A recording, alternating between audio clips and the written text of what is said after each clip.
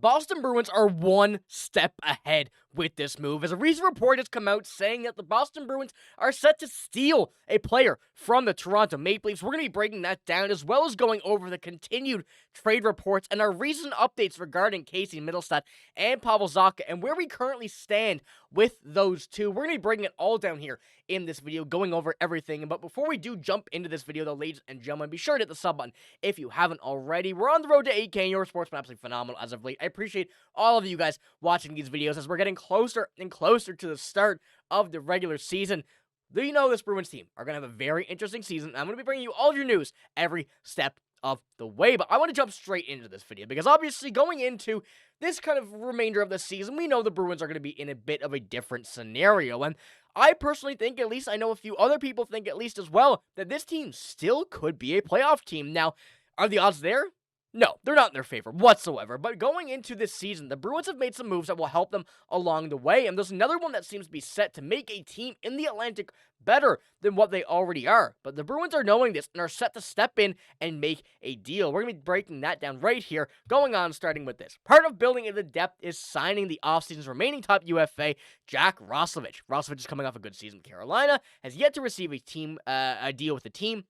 However, the 28-year-old has been linked to numerous clubs, and most recently, the Toronto Maple Leafs. And this has been something that we've been seeing for about a week now, as the Maple Leafs and Jack Roslovic's name together being in conversation with this. But the Bruins, we know, are still looking to add another center, another player that can jump into this lineup. And even though we've already had so many signings, so many depth pieces, and so many bottom six signings, Jack Roslovic is a very interesting one for a few reasons, and that is because he does fit into the top six and middle six here with this lineup and still fits exactly what the Boston Bruins could use ahead of next season. Now, I've spoken about this before here on the channel. I've spoken about it in the most recent videos as well, that I still think this team is a very good chance to be a very solid team when healthy. And, going into the lineup right now and taking a look at where it currently stands, they do have a few players that will certainly be playing very well. Of course, the first line last year, we saw that be very good.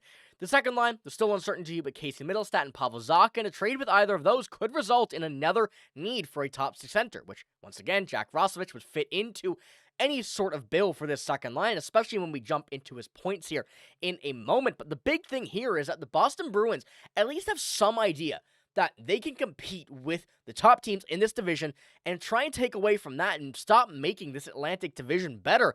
Gives them a better opportunity to get into the playoffs. And we know, as I mentioned, it's still going to be a challenge. It's not going to be any bit easy as it has been over the past few years, even though it's never easy. But this Bruins team is still lacking just a little bit of goal scoring. We obviously have some of the best goal scoring talent in the league in David Pastrnak, and a very surprisingly good player in Morgan Geekie, who has absolutely earned his contract extension this year and hoping for another great season. But apart from that, the goal scoring is not exactly known to be on this top, I wouldn't necessarily top six, but the bottom nine is a kind of an interesting way of putting it. Now, getting rid of Casey Mittelstadt, Pavel Zacha, whatever would happen there, we still don't know, and we're going to have an update with that here in the later bit of this video. But adding a Jack Roslovic to this lineup causes a lot of interesting moves to kind of spark from top to bottom then about what he could do. And of course, at 28 years old and jumping into what he's really good at, he's just a player that has a lot of talent, and especially last year, tying his goal high, 22 goals and 17 assists for 39 points in 81 games,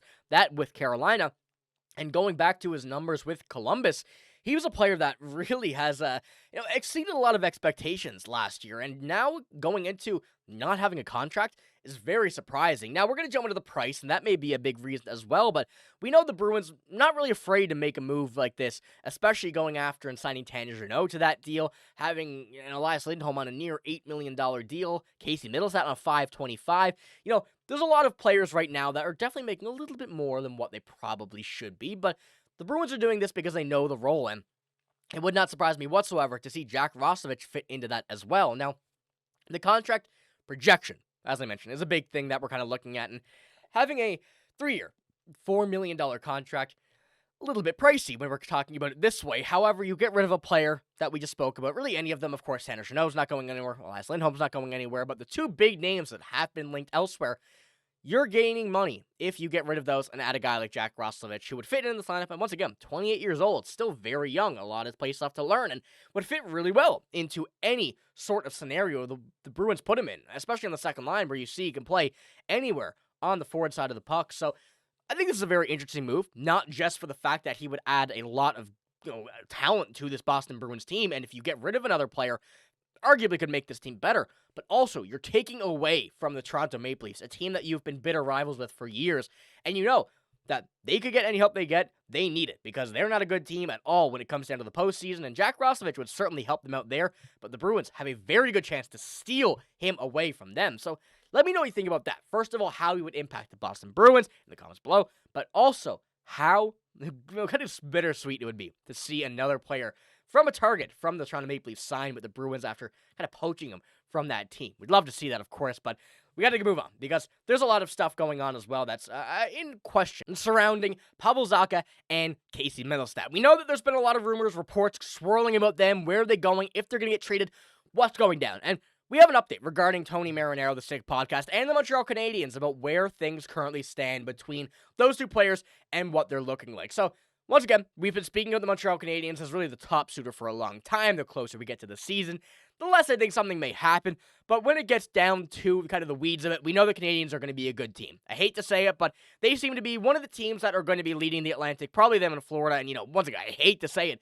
but I got to be honest, especially when the Bruins right now, not going to be really competing for the top of the division, yet I still think they're going to be a playoff team at the end of the day. Now, jumping into what Tony Marinaro said on his podcast, him and Travis Yost, they broke down the possible center market for the Montreal Canadiens who need help down the middle, according to them, and, just taking a look at their roster, they could definitely use some help down there. Now, going into what they had to say, going into how things are really being put into perspective from the Montreal side of things, they have Pavel Zacha as an interesting name.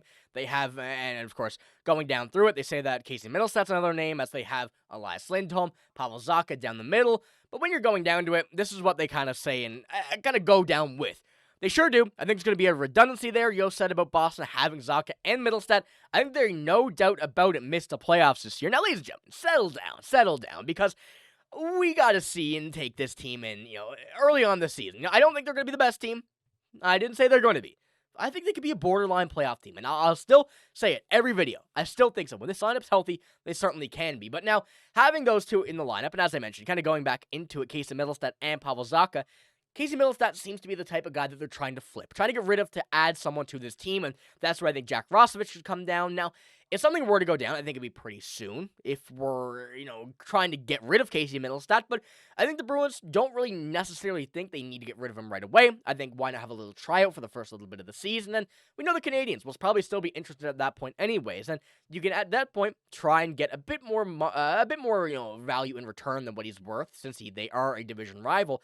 But when they're going down and taking a look at how these two really impact and how these two are really holding up a lot of cap space on this team, it's a pretty good reason to kind of expect a trade is coming. And as I mentioned earlier in this video, I expect Casey Mittelstadt more over Pavel Zacha, but it does seem like the Montreal Canadiens are still kind of at, not necessarily a stalemate with the Bruins, but still in conversation just to keep tabs on where they currently stand on those two players. So from that update from Tony Marinaro and Tyson Yost, or Tyler Yost, I can't remember his name, I do apologize, but they're showing, they're still looking at those players, and they really seem to be the two from not just the Bruins, but around the entire league that they're really locked in on. And having Jack Roslovic in the names of the Atlantic Division, we know the Bruins are going to try and make sure things don't happen. If they get rid of one of those two, Jack Roslovic would be a perfect fit. So let me know what you think about that, as well as the current update we have regarding those two players and how things are going to be put together, I guess, in this instance going forward with this team. But that's all I got here in this video. If you did enjoy, give it a like, hit the sub button, and remember, we have a lot of Bruins news coming as we get closer and closer to the season. You won't want to miss it, but that's all I got. Thank you for watching. Hope you have a great day. See you later.